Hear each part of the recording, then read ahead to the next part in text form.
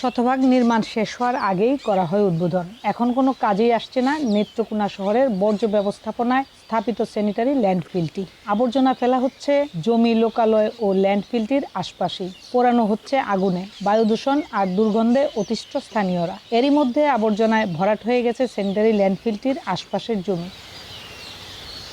পৌর শহরের বাহিরচাপড়া এলাকায় ৩.০৫ একর জায়গায় ৬,৮৩,০০,০০০ টাকা ব্যয়ে ল্যান্ডফিলটির অবকাঠামো নির্মাণ করে পৌরসভা। তবে সে সময় স্থাপন করা হয়নি আবর্জনা প্রক্রিয়াজাতকরণের কোনো যন্ত্রপাতি। পরবর্তীতে প্রকল্পের বাকি কাজ শেষ না করেই ২০২৪ সালের এপ্রিলে অনেকটাই ঢাকঢোল পিটিয়েই স্যানিটারি ল্যান্ডফিলটি উদ্বোধনও করেন তৎকালীন পৌর মেয়র নজরুল ইসলাম খান। তবে আবর্জনা প্রক্রিয়াজাত না হওয়ায় স্থাপনাটির কোনো সুফলই পাচ্ছেন না এলাকাবাসী। কুকুর, বিড়াল যা মরা এখানে সব পড়ে থাকে, মাছি বাসায় মাছি ব্যান করতেছে। এত বড় একটা স্থাপনা করছে পৌরসভা, কিন্তু পৌরসভা কোনো দৃষ্টি নেই। বিয়ার আলাপ আসলে বিয়ার লোকগুলা বাসার আসবদূরের কথা রাস্তার ওই মোড় থেকে চলে যায়। ব্যবসা বাণিজ্য এখন থেকে লয়ে যাওয়া লাগবে আর কি, এছাড়া তো ভাব নাই। সরকারে তো কিছু করতেছে না। নিউ সানসিল্ক ব্ল্যাক শাইন, নজর কাড়া শাইনি চুলের নাম্বার 1 চয়েস।